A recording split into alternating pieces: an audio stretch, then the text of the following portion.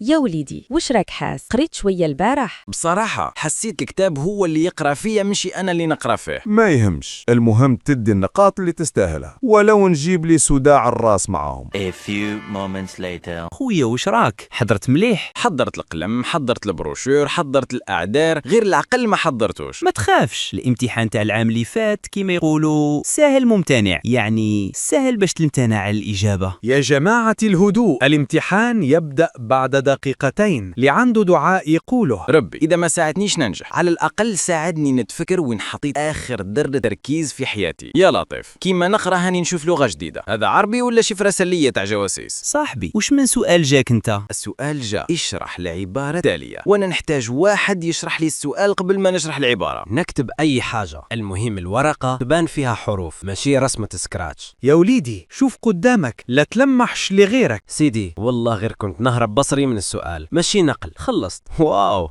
ما كنتش نتصور نكتب قد هكذا. بابا كان عنده الحق، الضغط النفسي يعطي طاقة خرافية. ها كيف كان الامتحان؟ جمع معقول باش نعاود العام. ها؟